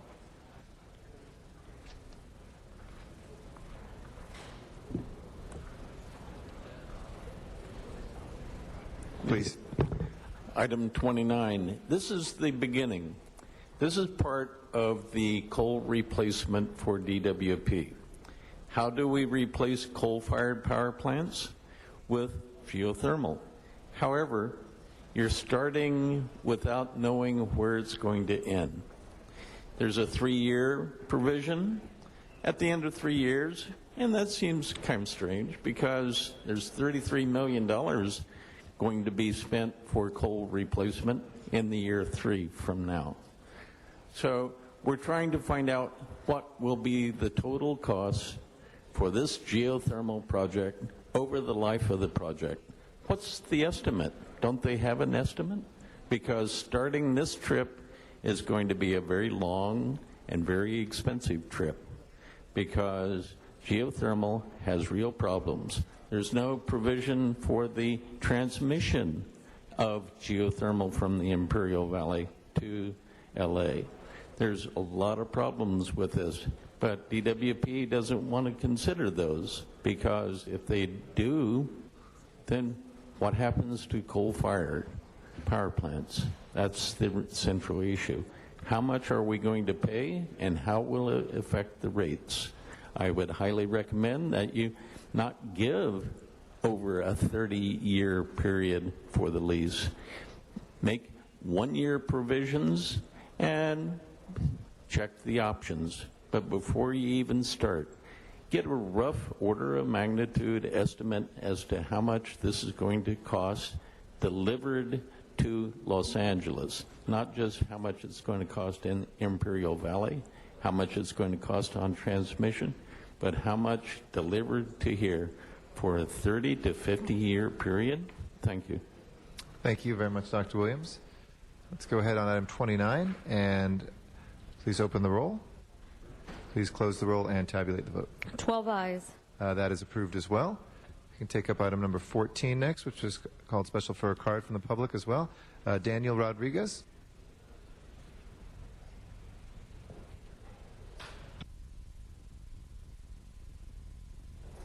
Good morning, Council President Garcetti, members of City Council. I'm here on behalf of my mother, Olga Rodriguez, on item number 14. My mother's been sick for the last couple of years. We're not here to contest anything. I'm here on her behalf to ask the City Council for consideration in waiving any and all late fees, any and all penalties, and we'd be more than willing to pay whatever fines are assessed. It's nobody's fault. It is our fault. We assume full responsibility for the lack of attention that this property has faced over the last couple of years. Being a public servant myself for the last 15 years, I truly understand what it takes. Mr. Charles here from Department of Code Enforcement and Building and Safety has been very helpful through the process. And what I'm asking for at this point is my mother's been a property owner in Council District 6 for the last 40 years. She's paid taxes. She's never been late on any of her tax rolls in the last 40 years. She's owned this property for about 22 years, and this property has now been cleaned, been properly complied with, and now these fees are the only thing that's kind of lingering over our head, because now I basically support my mother and provide for her. Due to the decrease in the economy, business has been very bad. She leases out to several other businesses, and let me tell you, after we got this notice and I took possession of it, I cracked the whip with everybody there on that property to make sure that everybody kept it cleaned and kept in compliance. So all I'm asking for is some consideration in waiving any and all interest fees or penalties, and if they can also break down the payment of the fine with 8 individual payments for the next 8 months, please. Thank you. Thank you very much. Appreciate it. Anybody wishing to be heard on this item from the council? Morning, Yep. Council. Yes. My name is Charles Kalibala. I'm here to represent the Department of Building and Safety in item number 14. This property is property address 10215 North San Fernando Road. It's owned by property owner who just spoke a moment ago. The department is proposing that a lien of $2,977.10 be assessed against the property for failure to comply with the aspects of the Los Angeles Municipal Code. And these include items that were indicated in our report dated March 10th. They include unapproved open storage, which violates section number 12.12.2A. Other things include poor signs in violation of chapter 1, and etc. The lien that we are proposing consists of an annual inspection fee of $383, a system development surcharge of $42, non-compliance code enforcement fee of $650, a late charge fee of $16.25, accumulated interest of $223.47, and a title report fee of $53. In view of what the property owner says, or his representative says, the department would be willing to cancel out the accumulated late fee of $223.47. Mr. Cardenas. Thank you very much. I wanted to ask the department, I was following the fees that you just mentioned, yes. Although there is a fee of $1,375. It's called the AIM late fee. What exactly is that, and how did that come into play in this particular case? I think we are talking about item number 14. The total amount is $2,977.10. The late charge is $1,625. That late charge consists of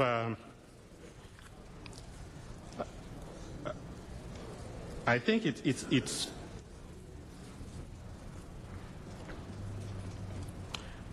I think it consists of a non-compliance fee of $1,000 and twice the annual inspection fee. That comes up to $1,625. I think that's what it consists of. Okay. Mr. President, unless the department says that we're not in compliance with our timeline and ability to follow through with this action, I'd like to put this item over till next Wednesday, July 6th, so that we can look at some of the details and figure out if, in fact, the council will concur with the department's total, or if we're going to ask that it be changed. All right. Without objection, we'll continue it till then. Thank you. Next item called specials, item 32. John Walsh, if you'd like to come forward on actually 32, 38, and 41. We'd be happy to take your public comments on all three of those.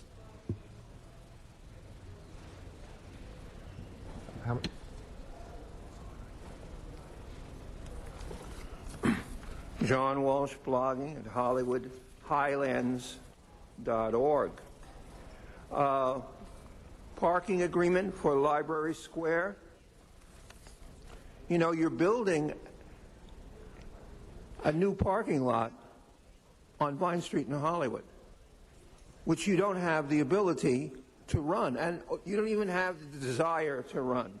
Parking Gate has been the worst hour for this council. You argued on parking and taking over the parking lots for weeks, months, almost years, and then you did nothing.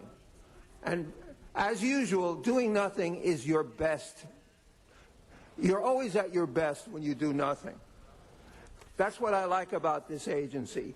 You do nothing very well. But what's the most important one is this mystery.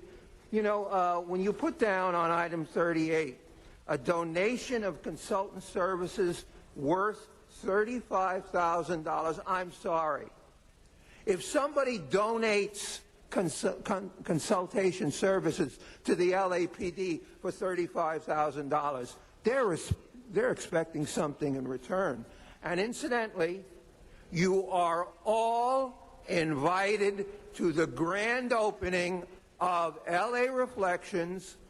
Take a look at the construction permit, which says, and I quote, within the existing government building of the LAPD. It's part of the building. You are invited to come there. Maybe you can have the consultants. And incidentally, there's a deal for every city councilman. It comes 24 hours permit. It's a restaurant, says Smith. Smith is resigned. He's not even here. I outlived Smith at the city council. Thank you, He's Mr. on his Walsh. way out. Maybe he'll get a LA Reflection contract. If you could bring it back to one of the three items, please. Thank you. I would ask you to, I will finish by saying free drinks at the grand opening for all city council people at the 24-hour liquor bar located within the city, within LAPD headquarters. Thank you. This was on the library garage, the LAPD consultant, and the donation of a van.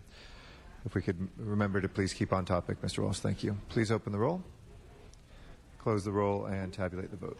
12 ayes. All right, those three are approved. Next item, please. Mr. Labange, you have 48 resolved. Yes, I was waiting for a report from CDD to change that. Let me just hold. You're still waiting? Okay, we'll go to item 59 then in the meantime. Let's take up item number 59, please.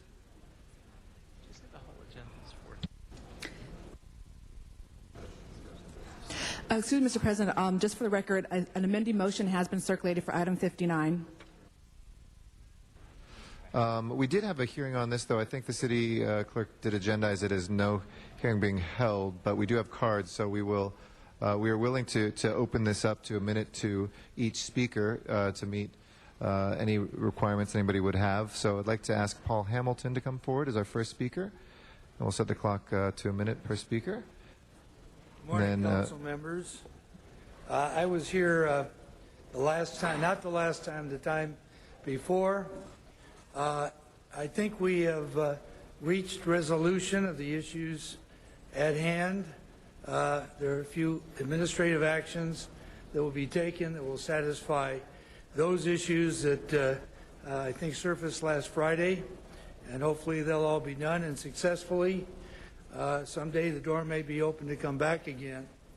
I'm here to thank you all for taking the time and for your interest and for getting us to the process that we've now gone through and getting this done. It's been long waiting. Thank you very much. Appreciate your comments. Vivian Bonzo is our next speaker. Then Mike Mariscal. Good morning. Good morning. Council members, thank you very much for your interest. We met all day yesterday to hammer out the remaining issues. I want to say a special thanks to Ms. Ana Cubas, who has been a tireless worker in this process. Clay from the CLA's office, Jerry Miller. I do want to let everyone in the city know, Councilman Huizar as well, Councilman Koretz, for your tenderness and your concern for the merchants. We are extremely grateful to all of you. So thank you. We have a way to work forward on this, and I fully expect that it will work forward in a good way. And you know that if it doesn't, we'll be right back here. Thank you. Thank you very much. Mike Mariscal is our next speaker. Then is Edward Flores. I'm seeing 1 minute. Could I possibly have two? We're going to do one per speaker, but go ahead. We'll pause it for you and go ahead. And I'll go really fast. All right, don't worry. I come again to ask for your help reviewing my situation, E14. It is the only issue outstanding at this point.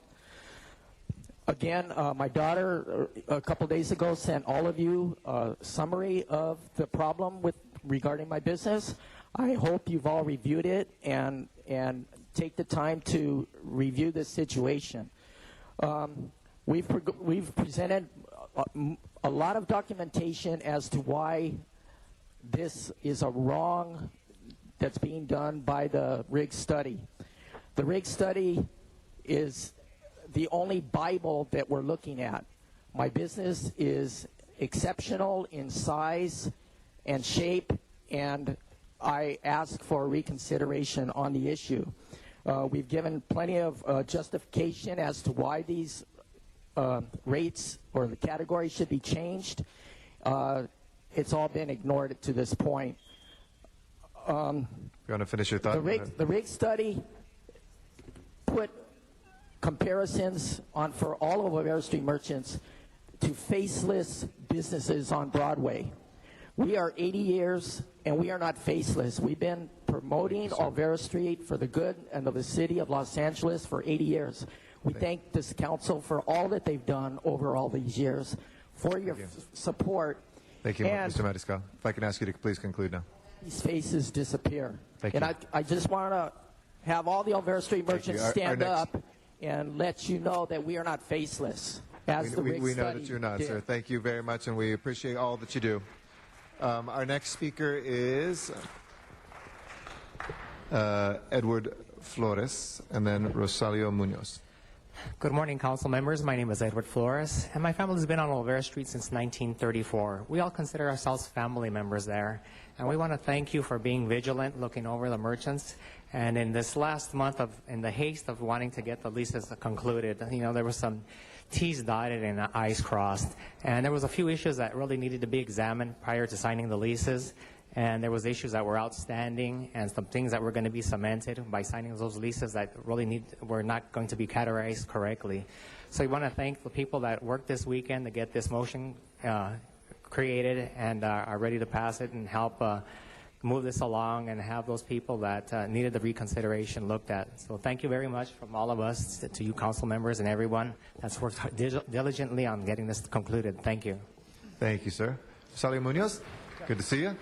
Hi, I'm here to support the merchants and the city council's oversight in this to make sure that the character of Olvera Street is retained and continued and improved. I've been a consumer there for 60 years since Mom used to take us down to taste what cactus candy was really like that she grew up on.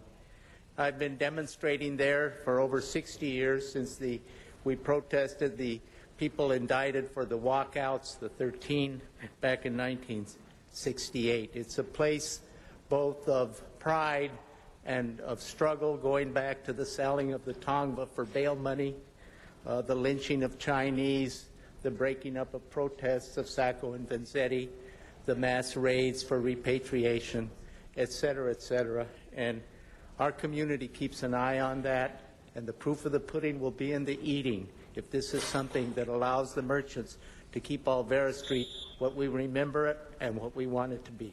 Thank you. Thank you, Rosalio. Peter Martinez, our next speaker. After Peter Martinez is Emily Martinez. Good afternoon, council members, President Garcetti. My name is Pete Martinez, business owner there on Olvera Street, and obviously this motion got watered down quite a bit. Most of these issues do not pertain to our businesses because we have signed our leases. We're waiting for the city attorney to get the signatures from them, and a lot of the issues that the merchants are bringing up do not pertain to us. I did listen to the testimony from last week, and I want to make some clarifications. On May 3rd, all the merchants did get their paperwork to start the process to sign their leases. That was almost a week before this body took action on the 31st to approve the leases. Mr. Andrade, Diana Martinez, and staff have done an excellent job. I think it's comical in reference to the square footage, and I hope this is going to get resolved. But in 1998, the last time we had a rent increase, those issues were never discussed, and they should have been an issue back in 1998, not now. Okay, thank you very much for your support. Thank you. Emily Martinez is next. After that is John Walsh. Council President and council members, thank you very much. I just want to say my husband and I are not part of the OSMA group. There's a lot of us that are not part of the OSMA group. But we have signed our leases. Many of us have signed our leases. So I have just been informed that the adjustments and agreements have been made, which is great.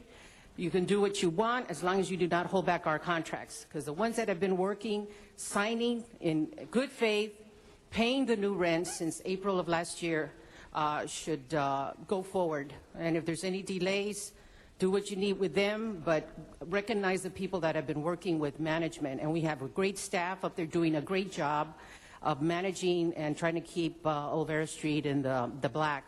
So I'd like to thank everyone, my council member, Tom LaBonge, all of you, Mr. Reyes, everyone for your support and finally getting this resolved. Thank you. Thank you. John Walsh is our next speaker. And we have Chris Espinosa as well available. John Walsh, blogging at HollywoodHighlands.org. I was here originally a few months ago when they weren't as happy, the merchants. This is a big victory for the merchants. The CRA is a great day. The CRA is dead. Long live the dead CRA. And we like to point out, go to HollywoodHighlands.org. If you want more information, go to LAReflection.com and find out that everything we say at HollywoodHighlands.org about nightclubs is true. We'd like to finish by saying that the name of the donor of the $25,000 Ford is not in the motion. Bankruptcy of Dodger bankruptcy, they owe you $200,000. Long live the Mr. Walsh is still not on top of this item. Long live. Thank you. We're on the Olvera Street. Thank you. If we can please now recognize, Mr. Espinosa and then Mr. Parks. Thank you. Good morning. Morning. My name is Chris Espinosa, and I'm with the mayor's office. I spent most of the day yesterday with Al Pueblo and OSMA leadership, and we worked out a procedural and administrative agreement. I also wanted to let you know that we will be reviewing some tenant space for Casi California and also the candle shop maker.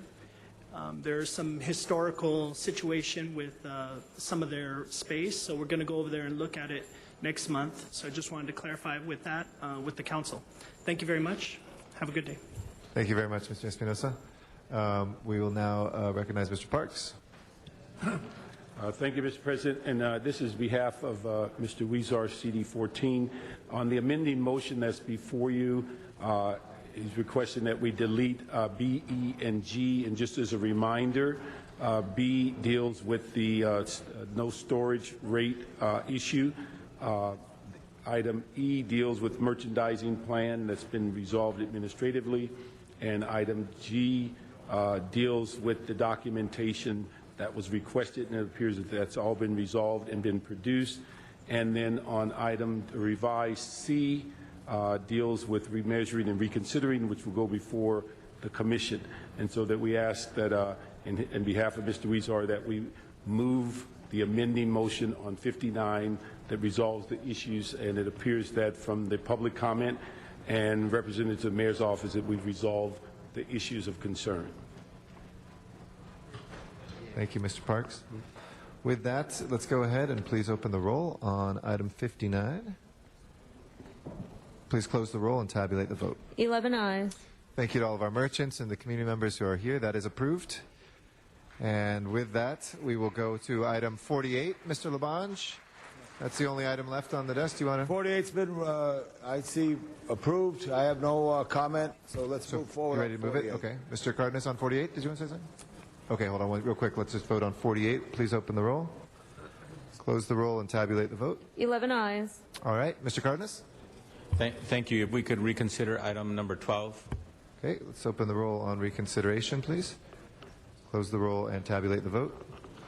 11 ayes. Okay, that is approved. It's before us. If we could put that item over to Wednesday, July 6th. Okay, we'll continue that one week and 1 day till the 6th of July as well. Next, we have Special 1. If I can ask all council members who are here, we're now down to a bare quorum. Mr. Parks had been excused to be gone today, and Ms. Perry is excused as well. Councilmember Alarcon was not excused, but he is not here, so we're down to 10 members.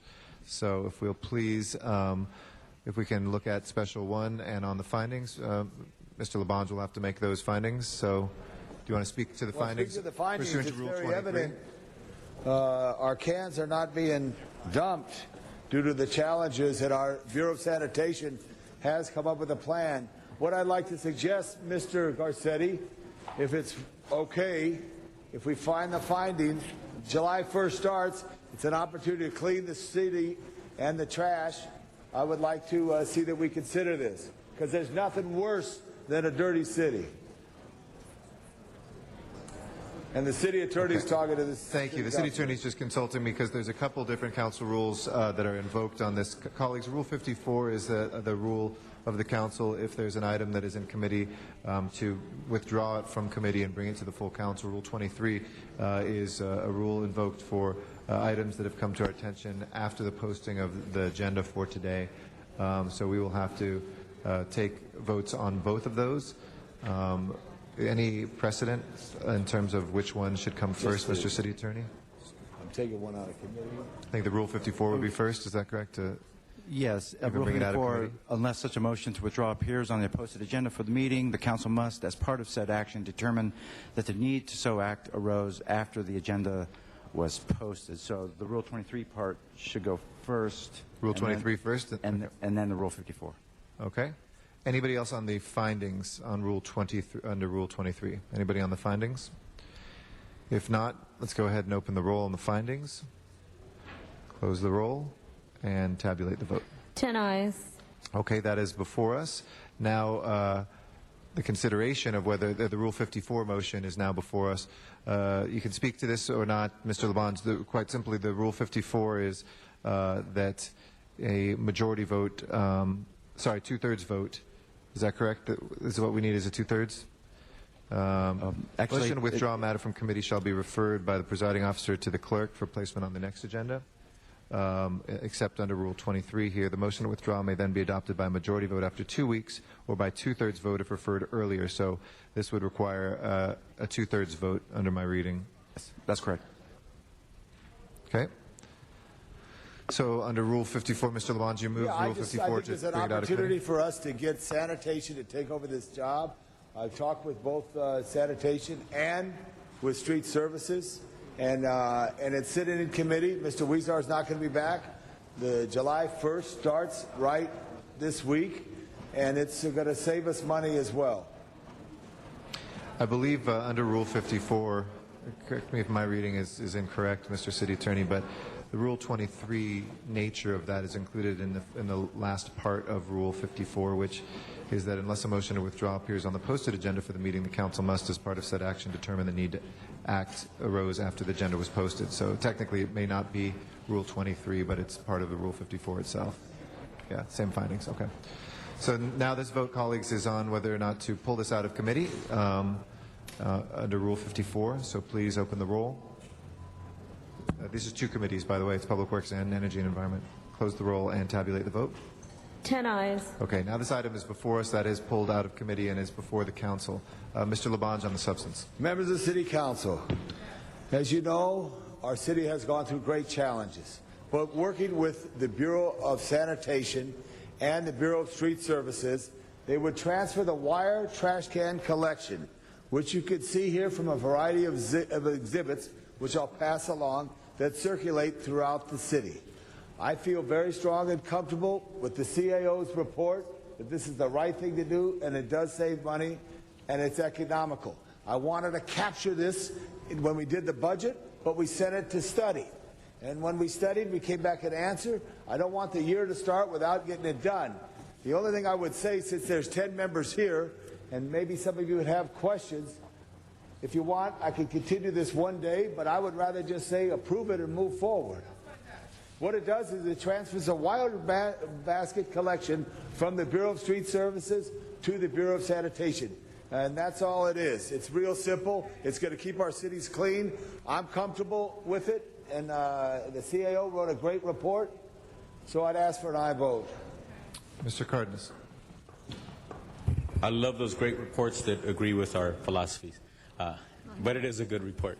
But this is very logical, and if you remember, members, we touched on this on the budget process because this is transferring responsibility from one department to another, so there's personnel impacts, et cetera, and it's my understanding from that day that the department that will take this on, the Department of Sanitation, welcomes it, and in addition to that, aside from the budgetary matters, this is about trash, and the Department of Sanitation is the #1 collector of trash on behalf of the City of Los Angeles when it comes to our responsibilities.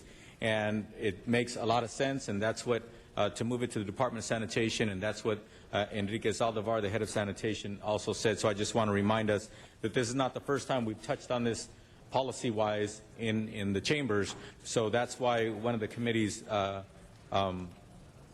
two committees that waived this, it makes sense, and it seems like it's ready. Right, Tom? It's ready. Okay.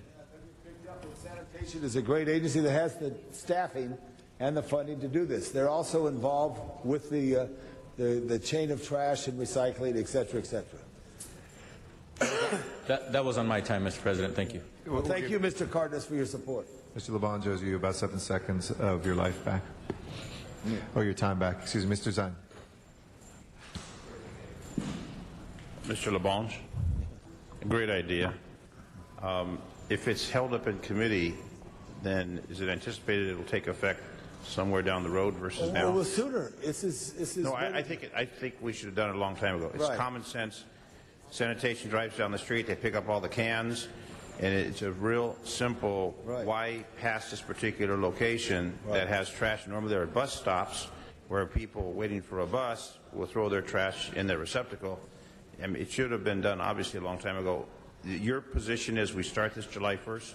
Absolutely, but there will be, Alex is here from the Bureau of I'm Sanitation. asking, what's the hang-up? Why can't we do that? It was in committee, and the committee chair is not here, and July 1st is in a few days, and I don't want another speck of trash on the city, and they're ready to go, and it saved $900,000 over the course of the year, and I'm trying to be efficient in my... I support that. Is there any reason why it hasn't been waived out of committee or moved out of committee? I haven't been able, for whatever connections, being able to make the connection. I'm just interested. We have I think we need to do it, but I want to respect the council member who has it in his committee.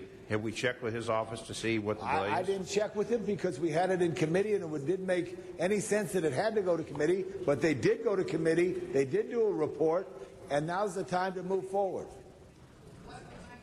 It wasn't Ms. Hahn's committee. No. I don't think it was any of our committee. Can I have the department? So I think we should. Why don't you just call the vote and we'll vote and get it done. We don't need the sanitation. It's a good truck. Mr. President. A green one. Yes, Mr. Zine? If we could just call for the vote and get this thing moved on. Okay, hold on. Mr. Reyes is next on the queue. Thank you, Council President. I too feel this is very, very necessary. But if I heard you correctly, the chair of the committee, Councilman Parks, is he scheduled to be? Mr. Parks supports this. No, just a minute. Is Councilman Parks here tomorrow? He will be here tomorrow. Colleagues, out of courtesy, I believe, based on staff input from Councilman Parks, he had asked for a report back. I think what you're doing, Councilman Labange, we need to do it, but out of respect to his request, like you said, just one day, we can review this tomorrow. It'll be within the timeline of your sense of urgency. Very good. That's fine. All of our sense of urgency. I can agree with that. But Mr. Parks was for it. But we'll set it a day, but we'll be ready for... So I would formally move to review this tomorrow. Okay. Mr. City Attorney, that doesn't contradict any of my so far successful action, does it? No, it would just put off the vote till tomorrow. Good. Thank you very much, members. Folks could read the report and stuff today. So we'll continue it one day. And Alex, if you could be here tomorrow, and we'll have a brief Okay. report so you know what it is. Thank you all. Thank you. All right, we'll continue that one day. Thank you, Ed. No, thank you. Thank you, Tony. So we'll go ahead. That'll be continued one day, the special one. That'll be posted on the continuation agenda for tomorrow. Item number 5, if we can please open the roll of reconsideration for that item. Please open the roll, close the roll, and tabulate the vote. 10 ayes. Okay, and if we can continue that 1 week until July 5th, please, without objection. So ordered. Next order of business. Council has motions for posting and referral. Those are posted and referred. There are excuses on the desk. Councilmember Parks requests to be excused on July 6th and 8th for city business, and that meets council policy. Okay, Mr. Parks is excused. Councilmember Labange requests to be excused on August 2nd, 3rd, 5th, and 9th for personal and city business, and that meets council policy. All right. That clears the desk. He is excused as well to represent our city. Thank you, Mr. Labange. Any announcements, colleagues? I just wanted to, on a personal note, I wanted to thank folks from city family who were involved, as folks will remember, in the Drew Estar area of Glassell Park, where the Avenues gang had been very active and had locked down that area for many decades. 3 years ago, this Saturday, we were able to knock down the headquarters of that drug clique in the Avenues gang, and were able to take down that house and take it back for the people of the Drew Estar area. And thank you to the donation from Wells Fargo, who inherited the land there. We opened that as a community garden on Saturday, and it was really a wonderful turning of history after 160 arrests had been made, turning it around that. So hats off to Glassell Park and the Drew Estar area for turning a new page. That was a 100-yard stretch that had 50 Part 1 crimes in 1 year, and there's been 4 this year. Mr. Cardenas? Thank you very much, Mr. President, and congratulations on the success of ending that string of issues and problems for that neighborhood. But I just wanted to point out for those people who are tuned into Channel 35, it's really interesting, and people need to remember that it's not the legislature, it's not Congress, it's not the President of the United States that gets down to the street-level issues of trying to help a community gain its neighborhood back. It's actually the local government. So I just wanted to thank you, Mr. President, for focusing on this and working with all the departments and all the agencies to make sure that we brought that one spot back to the neighborhood, which is going to emanate tremendously positively for the entire community. So I didn't want it to pass too lightly, that is really where the rubber meets the road, and that's why we have this democracy, and that's why we have local electeds, for this exact same reason. We don't always have the success as quickly as people would like. We don't always have the success as often as we'd like. But the main backdrop that keeps us from being able to have swift success is that we have to respect all of the rules and regulations that we have to abide by. But here's an example where you, Council President, and everybody involved made it through the morass of responsibilities and legalities, but you did bring it home, so congratulations. Thank you very much. Appreciate it. And thank you to Fox 11, Channel 7, who came by. Obviously, when the neighborhood was locked down, there was every station there, and it was the biggest news. But the real success is when we turn it around, not when there's guns drawn. With that, any other announcements, colleagues? Do we have any adjourning motions today? Yes, we do. Okay, if I can ask everybody to please rise in council chambers for our adjourning motions. Mr. Wesson. Thank you, Mr. President and members. A dear friend of mine, Jean Harris, passed away last week at her home in Palm Springs.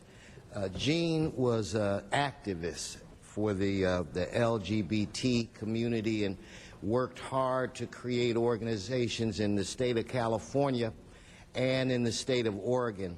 Some of the folk here from Sacramento might remember her. I mean, she was a pip. She was a tough bird. You know, going through college, she worked in the male-dominated field at GTE, climbing telephone poles. When I think about her right now, I can see her with a black shirt, black pants, and black pointy-toe shoes with her beautiful gray hair. When I was Speaker, I had the opportunity to create the LGBT caucus, and I can remember Jackie Goldberg, Chris Kehoe, and Carol Migden coming to me saying, we need somebody to staff this for us, and they recommended Jean, and was one of the best hires that I ever made. She did a job so well that she continued with Speaker Fabian Nunez. And I remember her partner, Denise, had these exotic, striking eyes. And whenever I was in the Palm Springs area, they always took me around to all of the functions, and they were just really good people. Her paths may have crossed, or Bill's and hers may have crossed, because it's my understanding she was a field organizer for the McGovern campaign, and that Bill was involved as well. But anyway, so I just ask that we rise, pay her the respect that she deserves. For over 30 years, she was a fighter, an advocate, and on the cutting edge of a lot of issues that provide equal rights and civil rights to all human beings. She will be missed. I did not even know she was ill. Mr. Rosendahl. If I could just add a few comments in a reflective sense. We celebrated Gay Heritage Month this month. We saw a great leader in New York, Governor Cuomo, provide the leadership we should have nationally, which we don't have. And I think in memory of her and her partner all these years, not only should she rest in peace, but I know she's resting in peace, happier today with what we saw happen in New York just a few days ago. Thank you.